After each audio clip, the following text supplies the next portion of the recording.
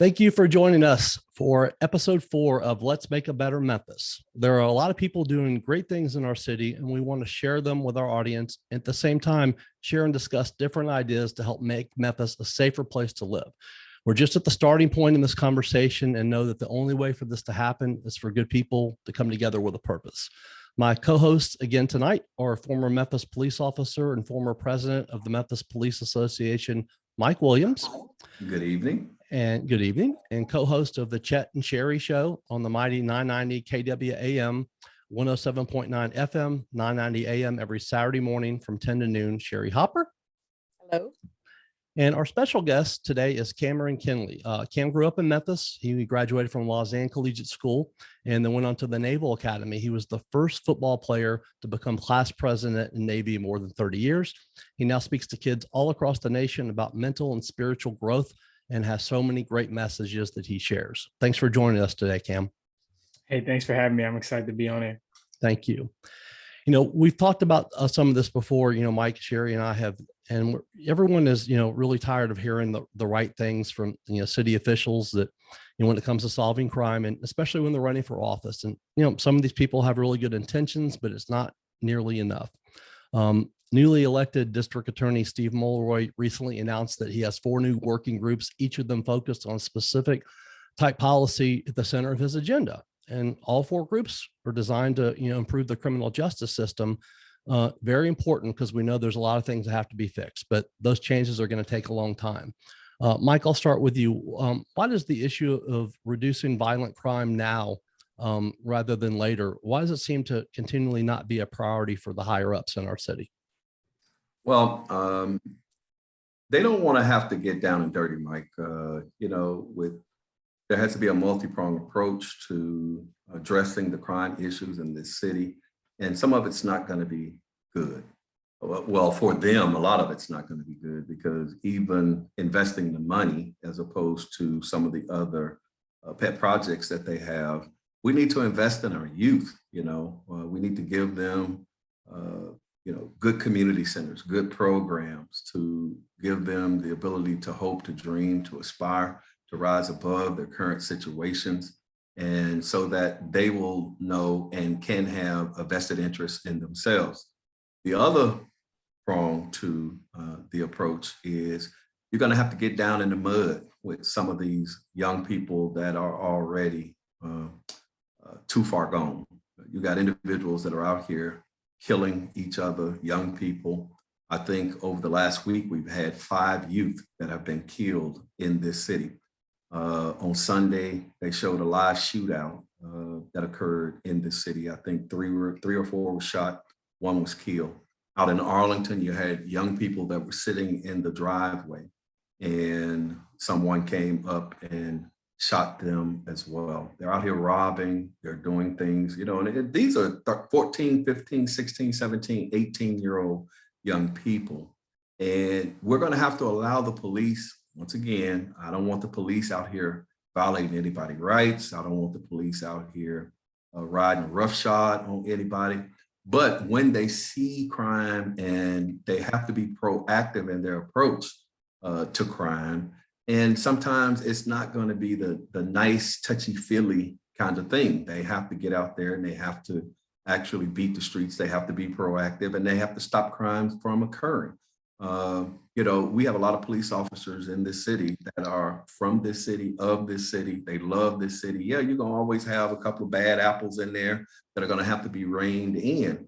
However, we're in a crisis in this city when it comes to crime, and and not just here, but all over the nation, but particularly in Tennessee, here in the city of Memphis, where the preponderance of the crimes are occurring. We have to truly stop talking. We have to truly stop having all of these meetings to have meetings. And we have to truly have individuals that want to get down into the mud and deal with a lot of the activities that are occurring in the city. Because if we don't, it's not going to get any better. It's only going to get worse. We're going to have other young people that are going to be dying in the city. And we're going to have other young people that, families that are going to feel the effects of the crime in this city. And a lot of people don't care also because it has not affected them yet. they don't truly care because it has not affected them yet. And when it affects them, then they will actually start to care. Sherrie, your thoughts?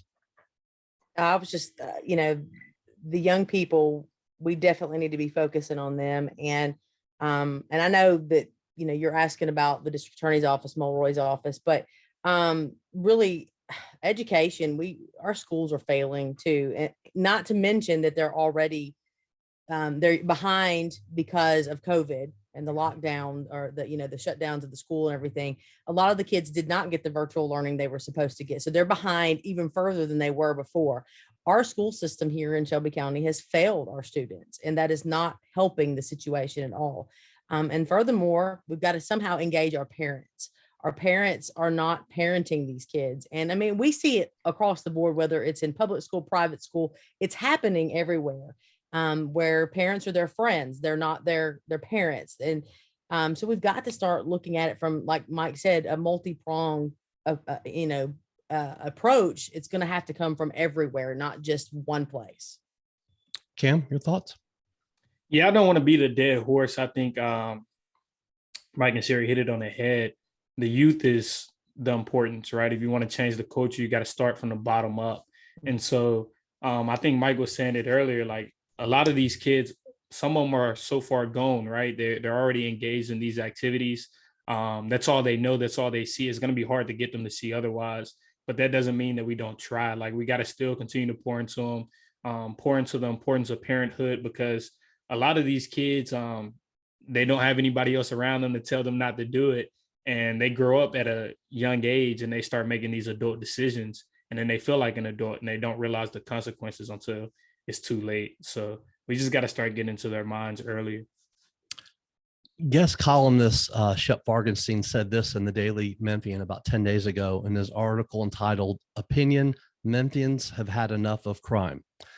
Quote, "As little as 40 years ago, Memphis was perceived as a relatively safe city. My family had a 75-year-old wholesale jewelry distribution company, and back then we didn't need buzzers on the door to prevent robberies. Bank tellers weren't behind bulletproof windows. We didn't need concrete planters in front of retail stores to prevent thieves from ramming cars through the entrances. 40 years ago, Memphians went the speed limit, and cars were inspected by the city to make sure they were roadworthy. Believe it or not, from 1948 to 1951, Memphis was awarded the, quote, cleanest city in America award. Memphis was a law and order city. Memphis is at a turning point today, and the direction that turn is troubling. Crime is the number one, number two, and number three most important issues facing the city. We can't attract businesses, tourists, or educated workers if crime is out of control. Taxpaying residents of Memphis are leaving for other cities where crime is not a core issue," unquote. Sherrie, what do you believe are some of the reasons, things have changed so much over the last 75 years or so? Well, I mean, there are several reasons. I mean, we have leadership that they don't want to focus on those things until we've gotten to this point. I mean, as you know, my background meeting Mike, and they started cutting benefits of first responders. Leadership started focusing on the wrong things and their pet projects. So there's that. There's education. And people not being so. We've lost the sense of community. So there's a few things going on, but I think one of the big ones is that loss of community. We don't even know our neighbors. We don't take ownership of the city and call it ours and call it home and work to nurture it and take care of it, the community itself. And I think that we need to do more about that, and leadership can play a part in that. The city administrations could get involved in that and start putting that culture out there. But I think that was probably one of the biggest things that we've lost, that sense of community. And Memphis is a small, big town, it's one of the, it's a city, but it has that a small town feel to it. We all kind of know each other. Right. And we could start fostering that again. And you might see, some things looking up. And if we don't know each other, we know people that know people, and we're connected that way. It's just how it is every day. Cam, your thoughts? Yeah, of course. I mean, I haven't been around Memphis that long enough to see when it used to look like that. So all I kind of know is what Memphis is today. And I hear people talk about how it used to be.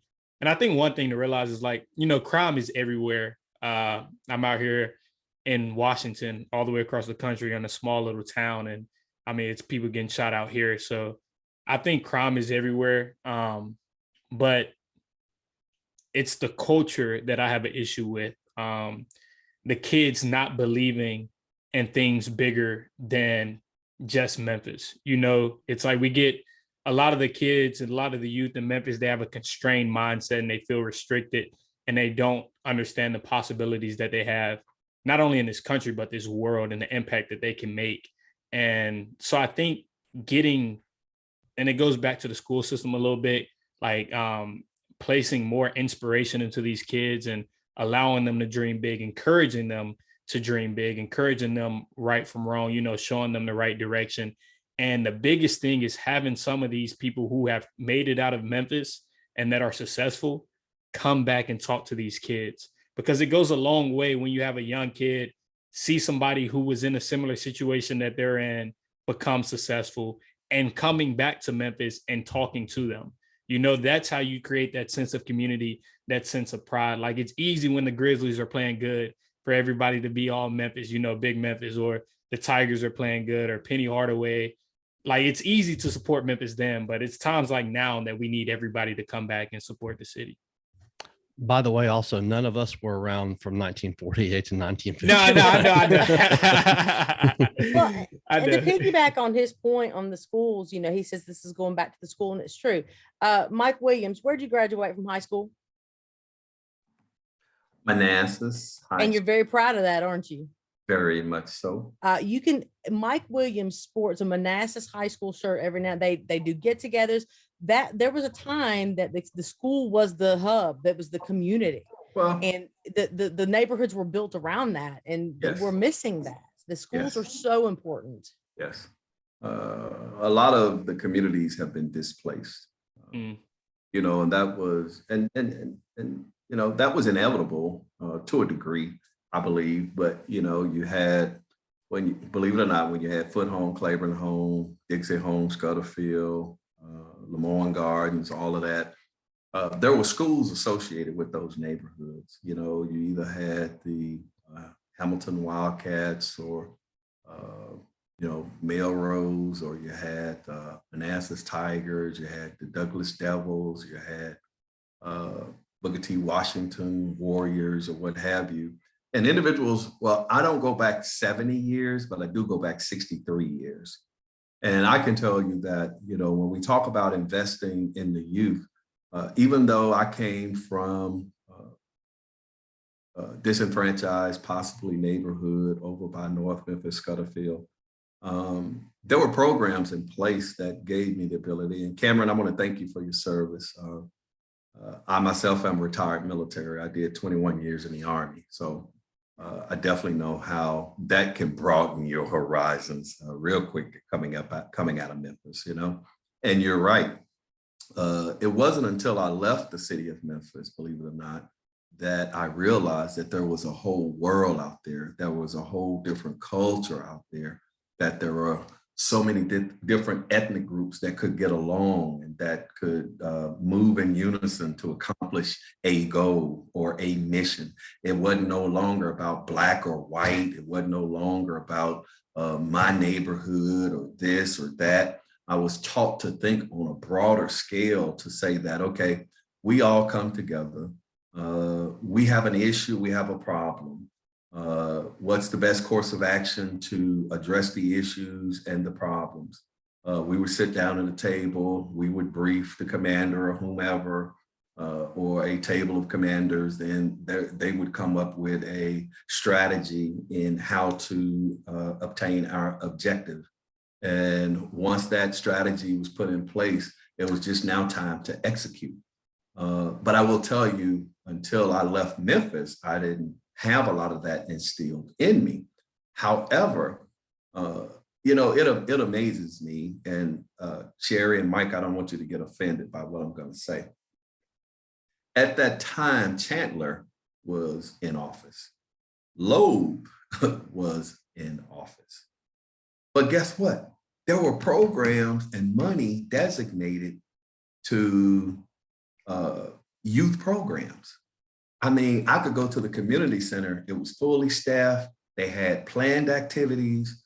I could go to the boy, you know, they sell the Boys and Girls Club now. I don't know how it is now, but back then I could go to the Boys and Girls Club. They had scheduled activity. It was fully staffed. We did things. I could actually go to the park in my community, and the city of Memphis had a park recreational department, and they staffed individuals in the park. And every morning in the summer, we would go to the park, play in the hockey box, play on the balls on the pole. They had basketballs.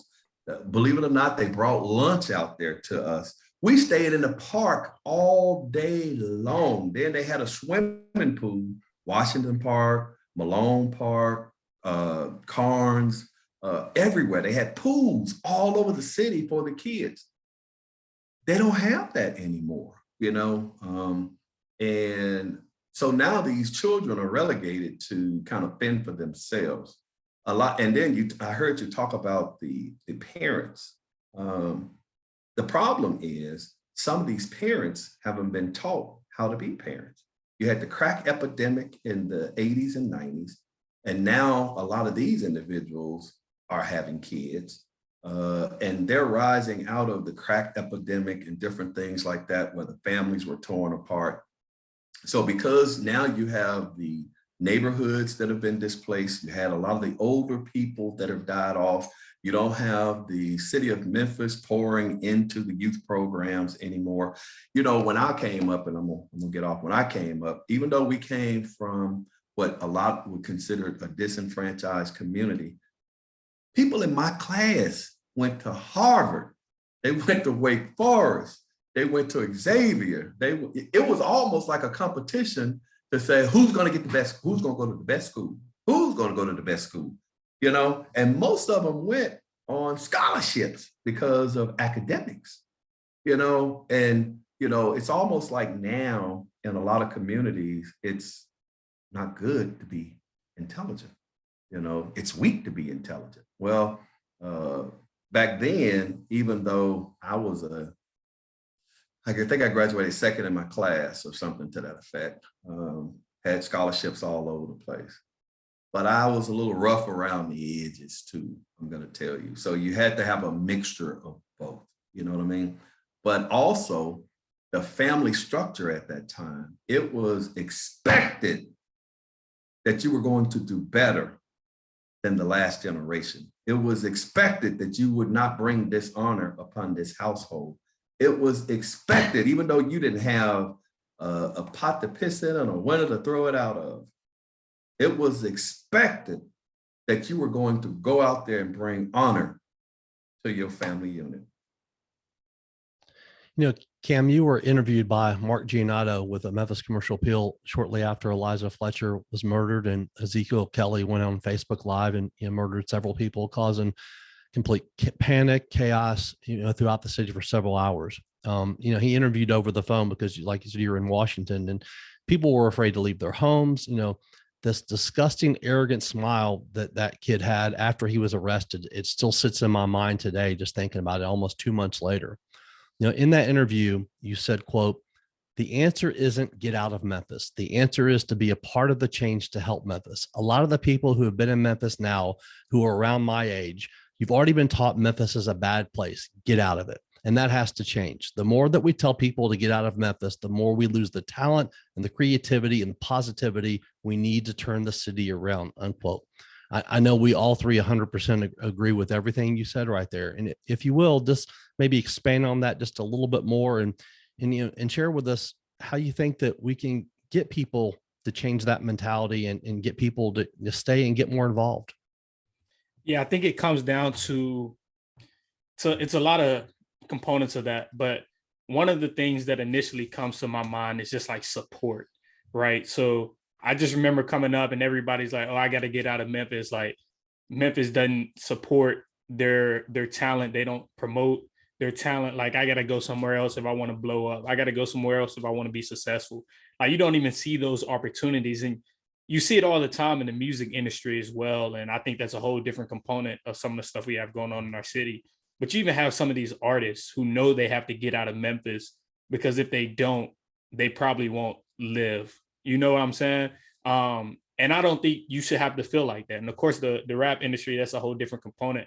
But even as a kid, ingraining that in their mind, like, you can't be successful here. You just need to work hard, get out of here and never come back.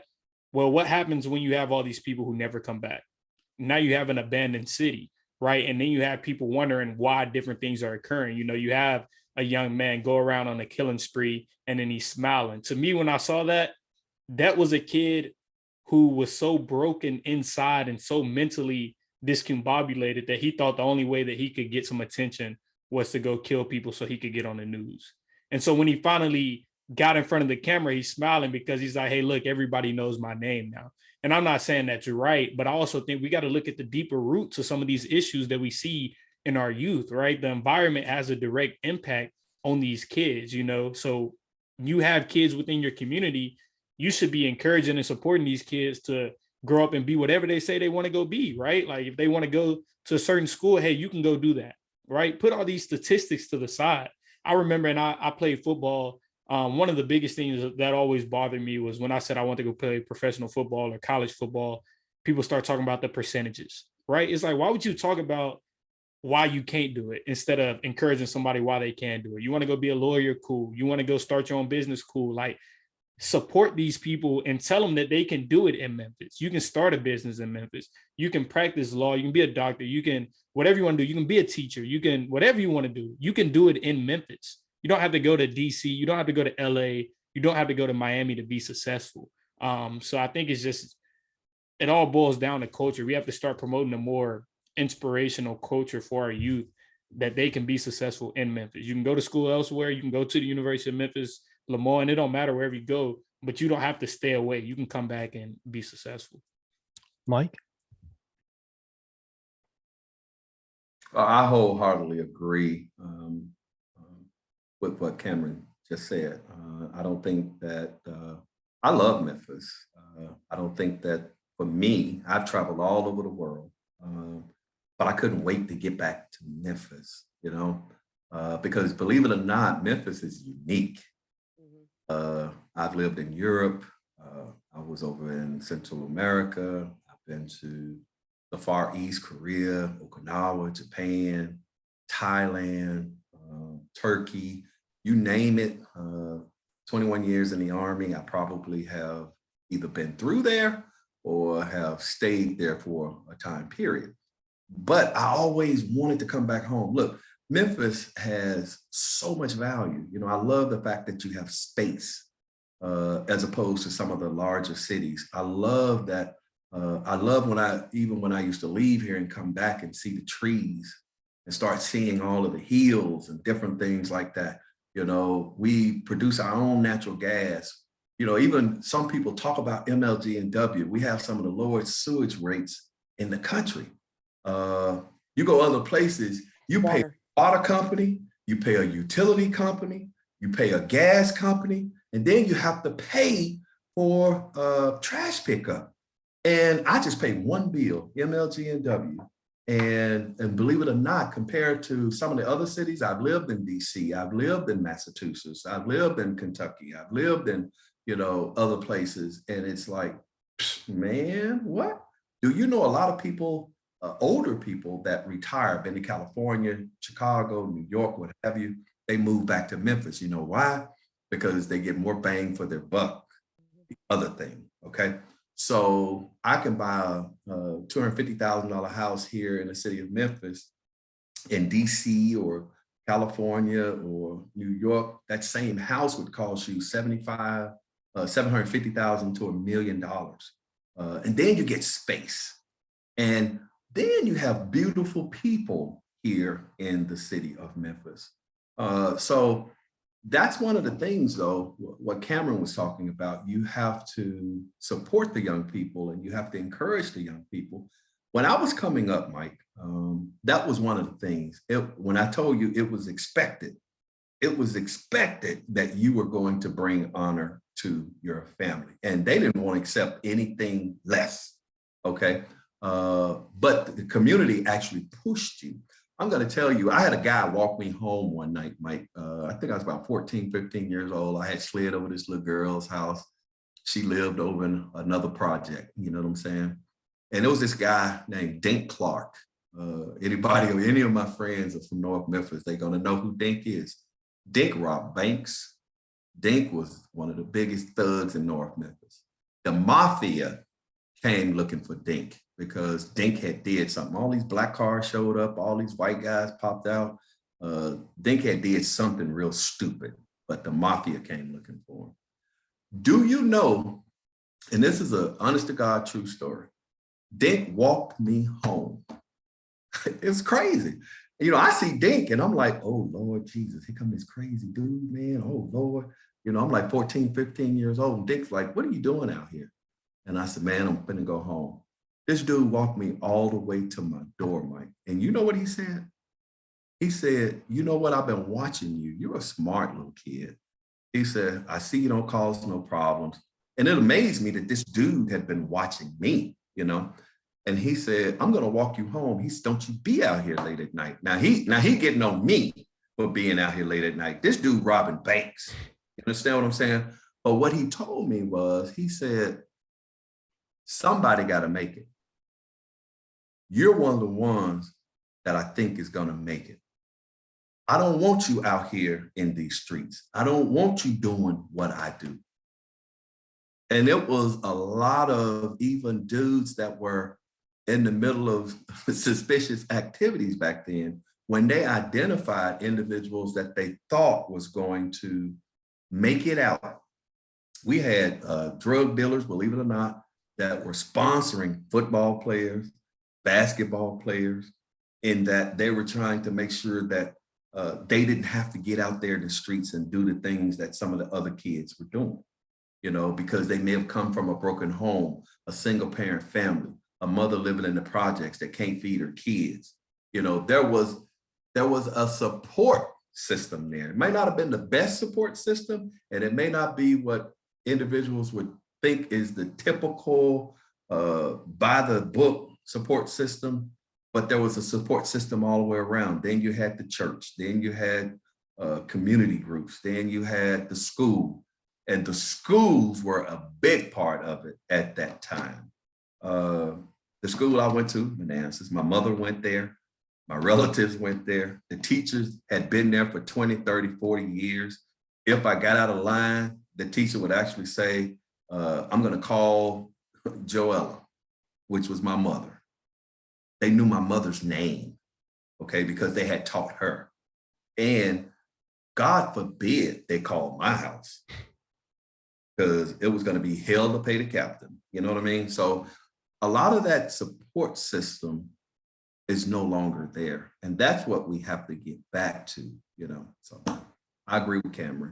We definitely gotta start with trying to support and encourage the youth that they can be anything that they want to be. Just like I said, we had individuals, man, that were coming from households where parents didn't know how they were going to feed their families, but they ended up at Harvard, or they ended up at Duke, or they ended up at Florida A&M, or wherever. And it was almost like a competition. You know, I ended up going to University of Kentucky. I ended up going to Chaminade University in Hawaii.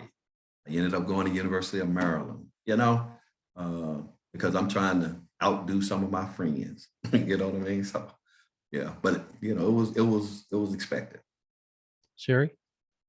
Not to, you know, continue to be repetitive, but that community thing is definitely important.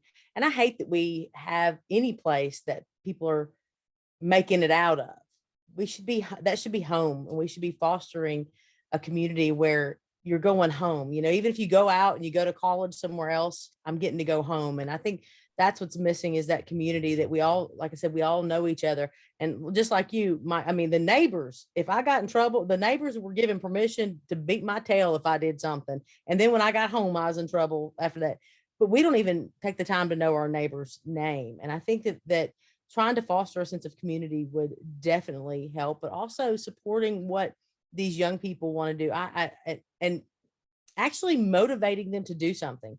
I'm seeing something. I've been teaching 20 years now, and I hate to even say that number, but 20 years now. And I am seeing a lack of motivation in these students. Like it's is if they don't realize there's a tomorrow, that there is a future coming up. They don't, they're not planning for anything. It's just, okay. And they give the bare minimum if you can motivate them to do that. So and I think COVID amplified that, but we're seeing a decline in students that are wanting to do more. I don't know if they don't believe they can, or if they just don't want to, but we definitely have a problem here. And I think that the community could solve that too, bringing the community school back together, these that are holding these kids up and encouraging them and supporting them in whatever activities they want to do. I think that could really, really help. Back on Friday, October 23rd, elementary and middle school students at Memphis Business Academy, Hickory Hill, all took a pledge against gun violence on the day of national concern about young people and gun violence. 7th grade student DeAndre Sutton said, quote, "I've seen many families on the news crying because they lost their loved one. Gun violence is what's causing lots of deaths around the U.S. and many people around the world. Families are losing close ones due to guns," unquote. Very profound statement, by that young man. These 7th graders, they're well aware by the time they get to 7th grade of guns, gun violence. They just didn't, just recently learn about it. They've probably known about it since elementary school. We cannot, as we've mentioned here, we can't be afraid to address this, to children anymore. Do you guys think that this should be addressed, at every school in Memphis from, elementary, all the way through, so we can get in their brains, that are developing at that age, where there's some empathy and compassion for others is learned? What do you think, Mike? Mike, most definitely. I don't think people realize that these young kids are living this. All these people that are being shot, they see it. These people that are being shot, they're related to them. These people that are being shot is in their community. They see dead bodies laying in the streets. They see the police all over the place.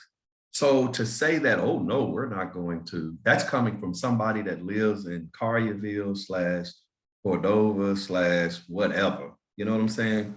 To whereas you don't see that on a daily basis. But when you talk about gunfire, it's almost like living in a combat zone. I was out at a prayer vigil this evening, out in front of City Hall. They had the Ride of Tears. And for you that don't know what the Ride of Tears is, that's the hearse that's dedicated to children that are killed in this city. We have a hearse and an organization that is geared toward bearing babies. Jesus Christ, you know what I mean? But when I hear things like that, it's kind of like, I say you got to be able to go from the bottom to the top. You got to be able to talk to these individuals in the streets. You got to be able to know what their needs are. You got to be able to know what's going to truly be able to assist them, and not just sit at the top in City Hall and on City Council and in boardrooms all across the country. And my God, geez, I just don't understand. And how are we going to fix this? And we're going to throw money at the issue, but you don't really know where you're throwing your money to. You're going to throw money at some of these community foundations, but even the community foundations don't know the true root of the causes of what's happening. So they sitting up here with millions and millions and millions of dollars, and you got these grassroots organizations that are even within the community, and they can't get a grant because they don't have grant writers. They can't get to those individuals that truly have the money, that's truly doing the work on the ground where the rubber meets the road. So your question was, and I know I be going all over, do these young people need to be educated? They're already educated, Michael. It's just a matter of what form is it going to be in. And then I wanted to real quick hit on, I know you asked Cameron the question about Ezekiel Kelly, and I took off in a whole nother direction. You know why he was smiling? That boy was high on a kite. He was on drugs. He had been smoking, I believe, either doing coke, he was doing perks, he was doing, and then now they're putting fentanyl in everything. I've not seen such a high rate of young people that are dying from fentanyl overdoses. I think I've heard of about 3 or 4 in the last month myself. And once again, Mike and Sherrie, not to offend you guys, that didn't happen in the Black community. Now I'm seeing all these young Black kids, because they're putting it in weed, they're putting it in almost everything, you know? So that boy was hot. As you know, Mike, my son's still on the police department, and he was out like when they were chasing him all over the place. They called my wife in to work. She's a police officer. So when he came down, I'm just saying what I heard. I'm not really sure because I wasn't there, but I still have the inside track. I heard when he came down, not then he was remorseful because he didn't know what he had done. That's crazy. But it happens all the time. These guys are tweaking.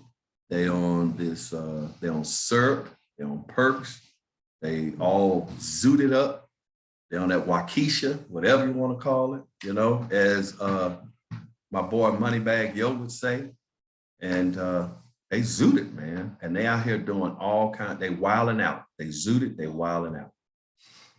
And if you notice in that picture also, if you go back and look, he had a white film around his mouth. That's what that was. He was coming down and he was zooted. Okay. Anyway. Sherrie? I mean, these kids have to know that, like I said, that they're living for, like, today is it. They need to know that they have a purpose, they have a talent, there's meaning to their life. I was speaking with a middle school teacher in one of the Shelby County schools, and he said, his name's Mr. Marshall. He's also an entertainer. He said, you know, some of my kids, they don't speak like there's a tomorrow because they're just waiting for their number to be called. It's because they have seen so many people die in their community, people they know, this is a daily thing for them. They say, why bother? My number's coming up soon. So we have to really, really work extra hard. I mean, it's hard to get to teenagers anyway with just normal circumstances, but then you throw that in the mix and these kids feel hopeless and they feel like there's no purpose. Why bother? I know I might not be here tomorrow.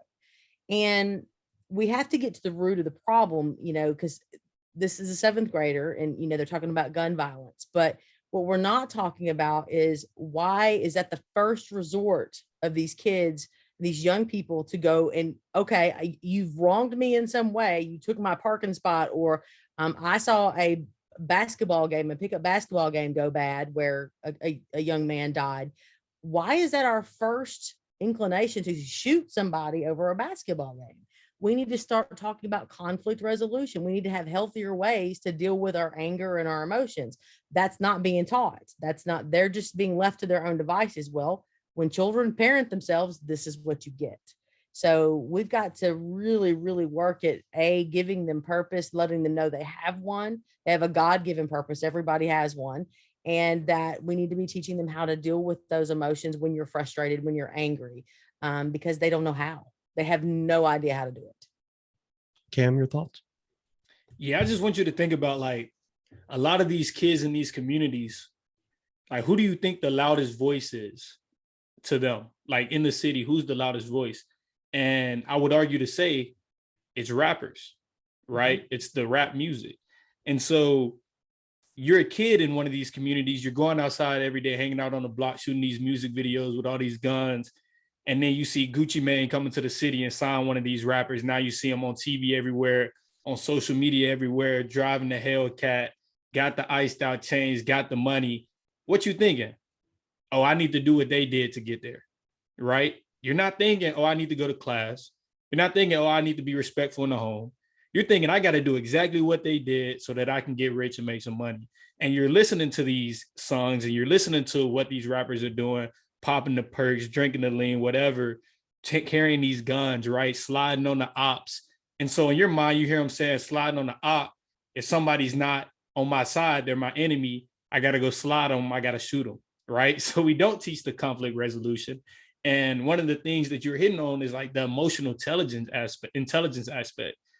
A lot of people can't even tell you what that is. you know, a lot of these students, and we don't teach the importance of emotional, and I don't want to generalize it because I'm not in the school system. I don't know if some teachers are doing it or not, but just going off of what I see, it's like kids don't know how to deal with their emotions anymore. And sports was a big way to deal with that. I haven't been involved with the Memphis Youth Athletics in a while now, so I don't remember I don't know what it's like now, but I do remember growing up, we had MAM, right? And you had all those AU tournaments, and the community centers were very involved. And we had all these different football leagues across the city. And like, you got kids being able to handle their emotions through that. It's an outlet. And so I think the biggest thing is a lot of these kids don't have outlets anymore. They don't have a safe space, and they live out of fear. And since they have this fear, they got to go get some protection. Well, the only protection they know is something that can take the lives of another person. And they don't understand the consequence of that. They don't understand the consequences of these drugs and this alcohol abuse and all this stuff that's so detrimental, right? And I almost can't blame the kid because they're just a product of their environment.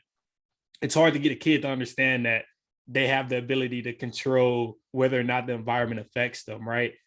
I more so get on to the adults that are in the environment doing that, because you're old enough to realize, you know what, this is harmful for this 7-year-old, for him to be sitting here with me, listening to this music, smoking this blunt, drinking this, not respecting women. Like, he's watching all of that.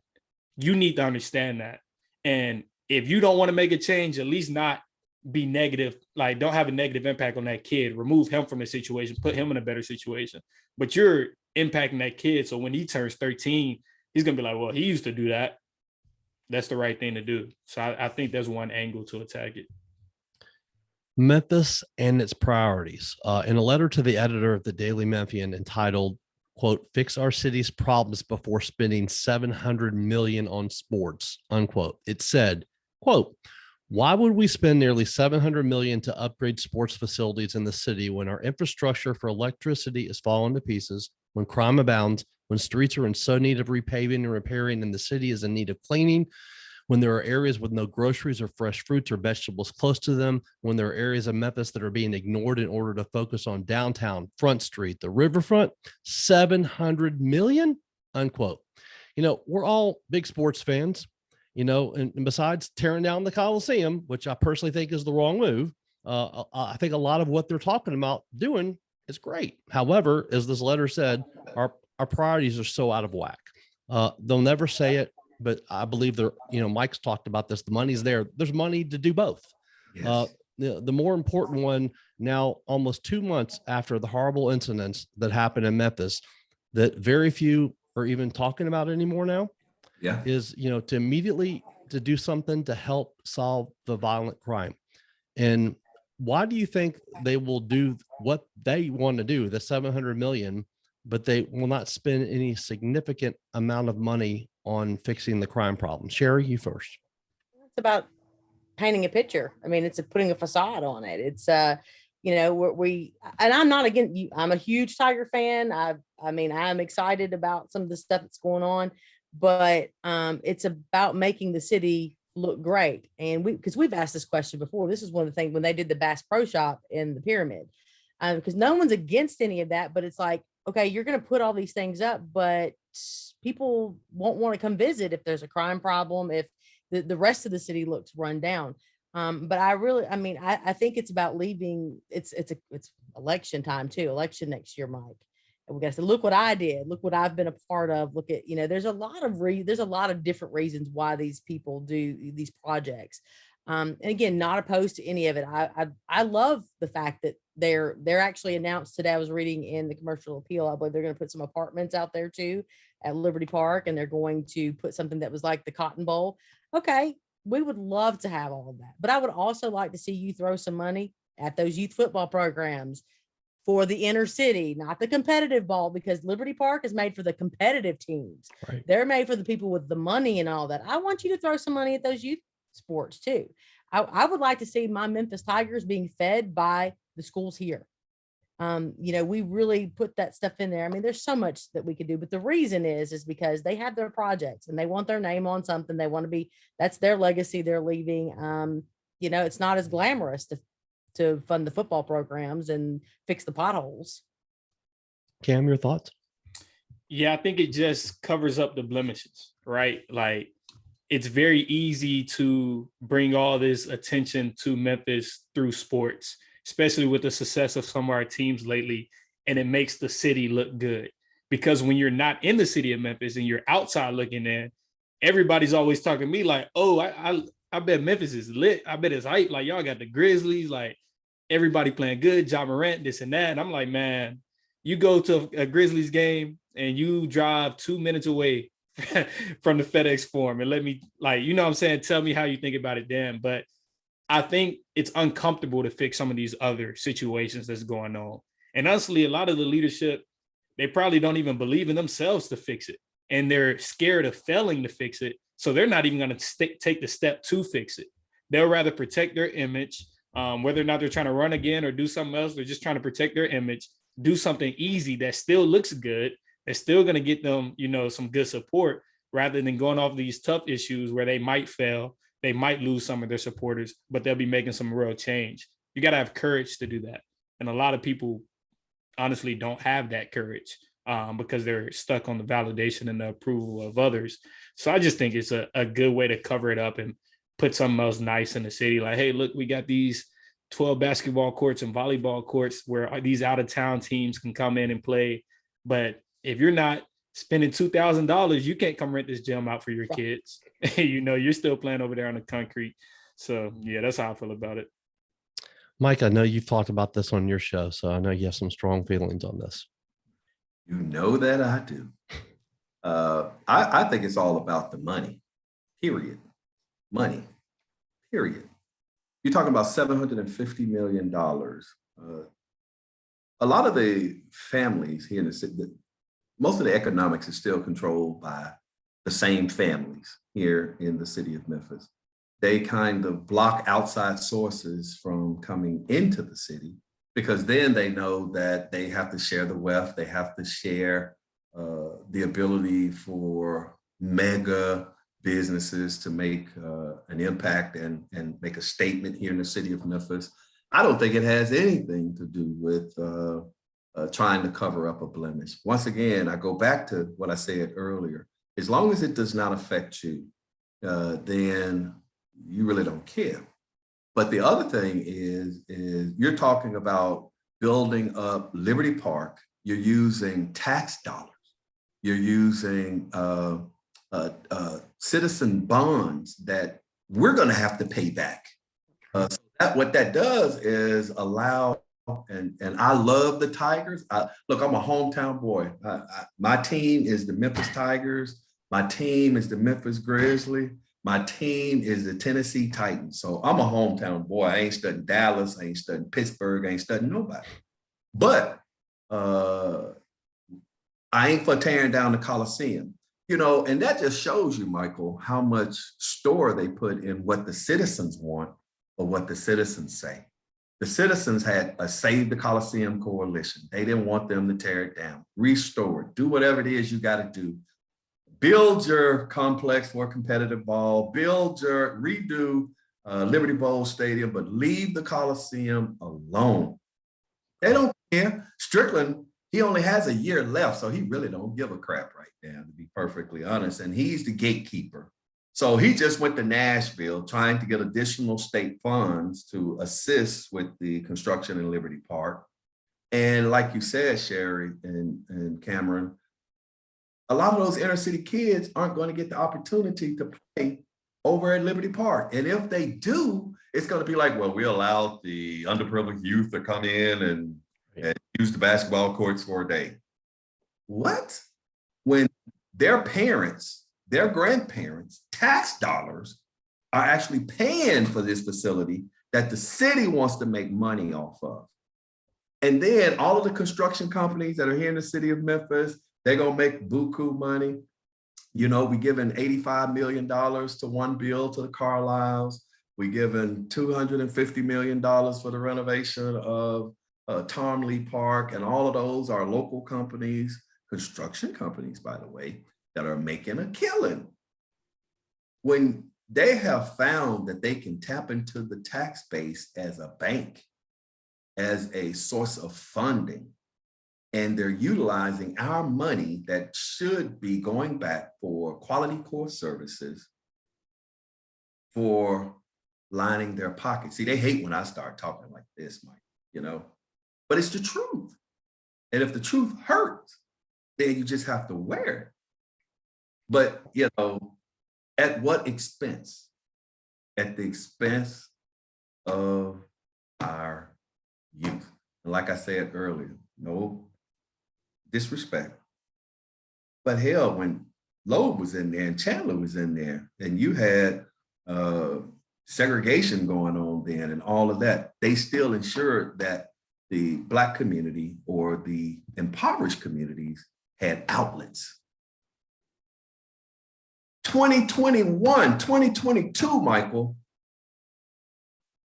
they've taken all of that away. Instead of moving forward, we're going backwards.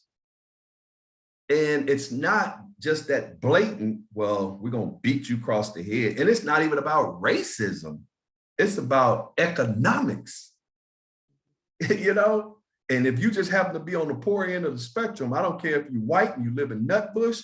I don't care if you're Hispanic and you live out there where the concentration of Hispanics are. And I don't care if you're Black and you live wherever.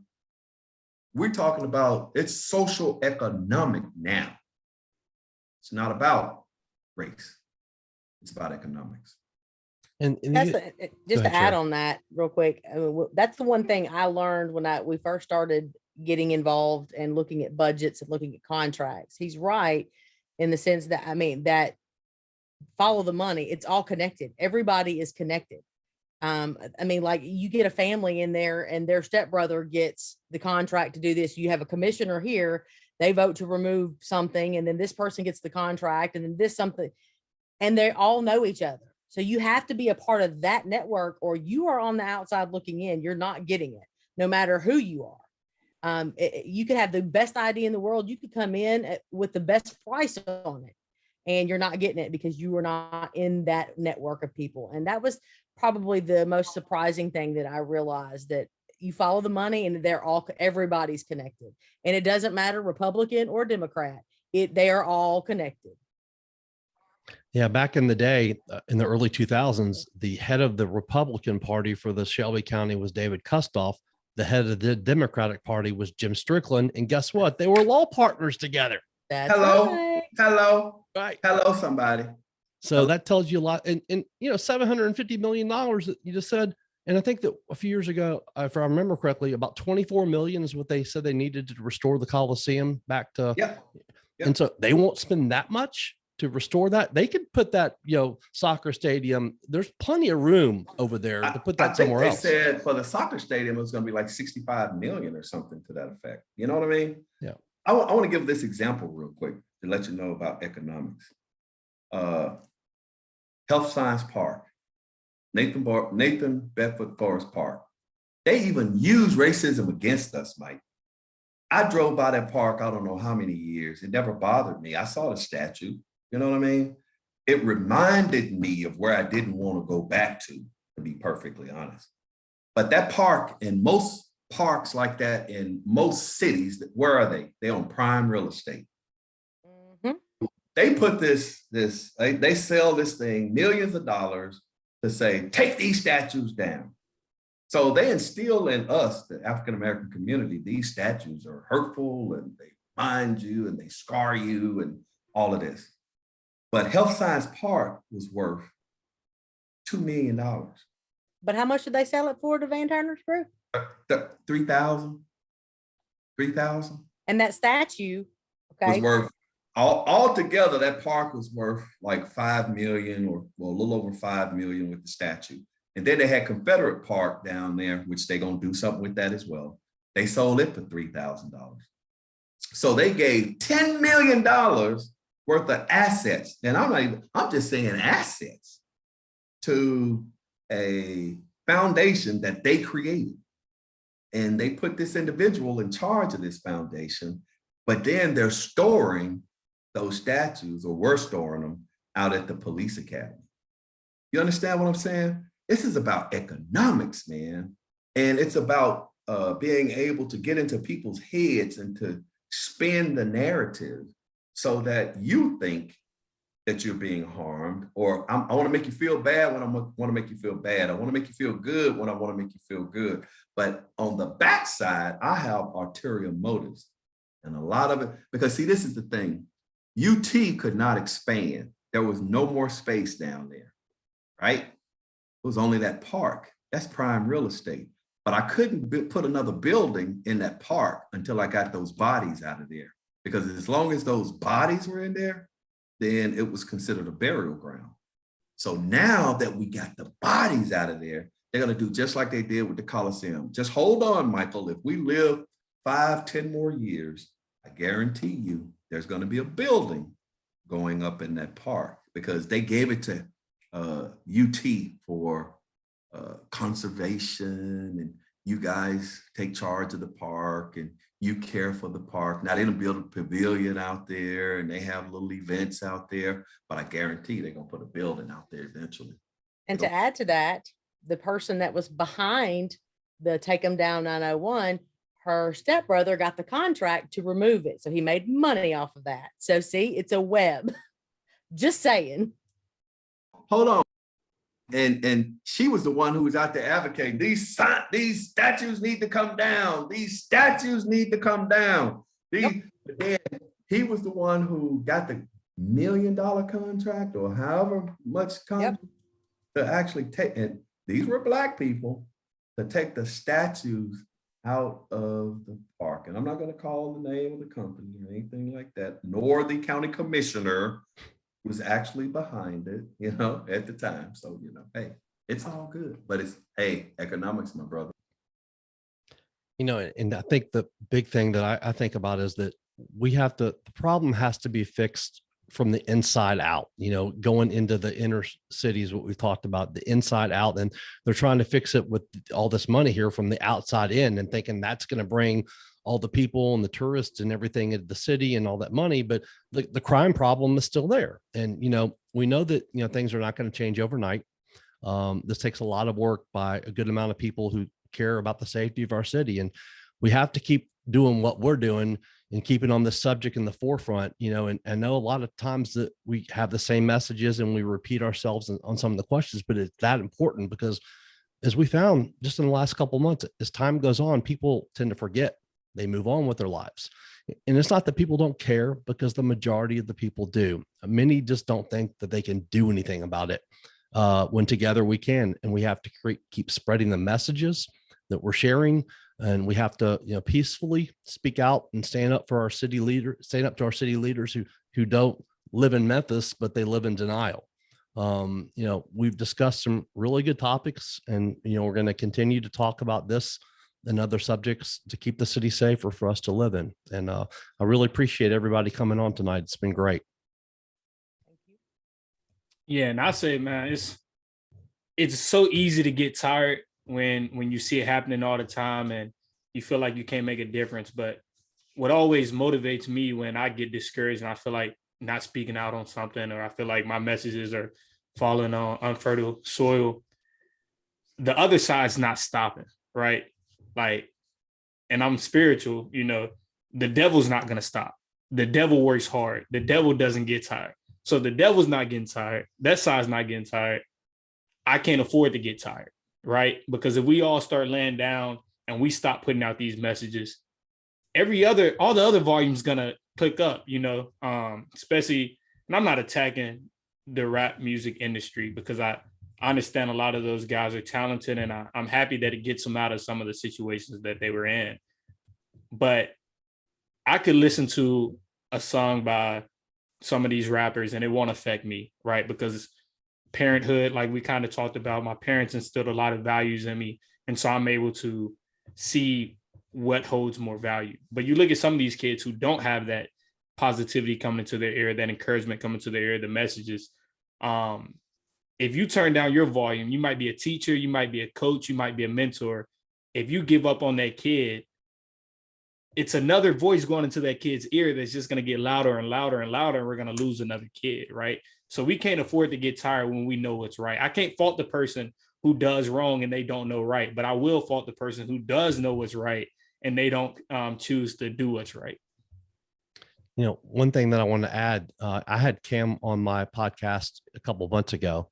And if you want to hear a really good story or watch a really good story, you can go back on my other podcasts, Think Big with Michael Zellner, and search his name on there, because you'll hear the story about how he was brought up. He just mentioned the influence and what his parents instilled in him and did for him. And he's just a remarkable young man. And we're so excited that you joined us today, Cam. Thank you so much for your time.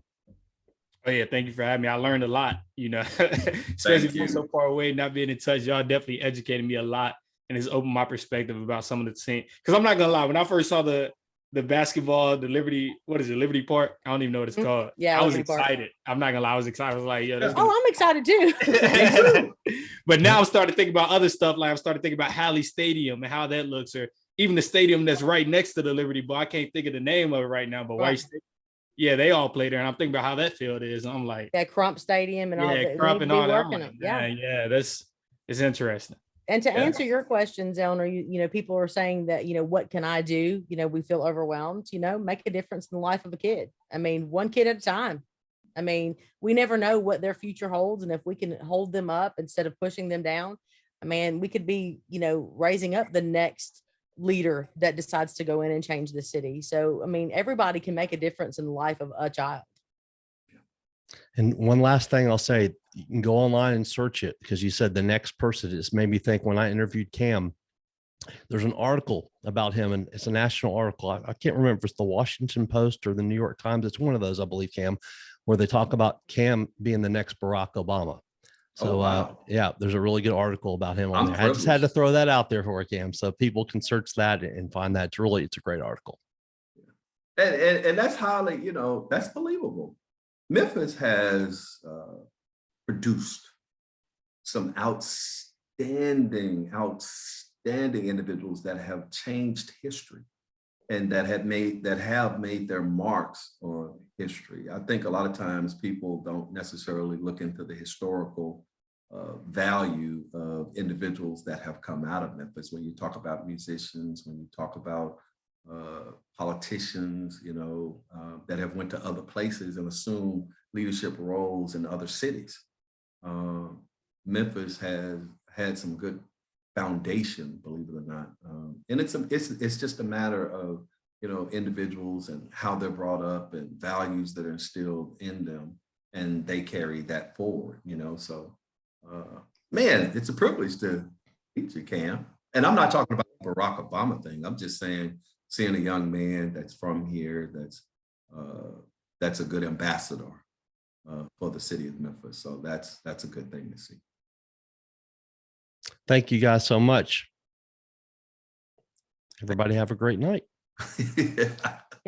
Bye, guys. Bye, Sherrie. Thank y'all. Nice meeting y'all. Take care. You Thanks, too. Cam. Be careful, Cam. Bye.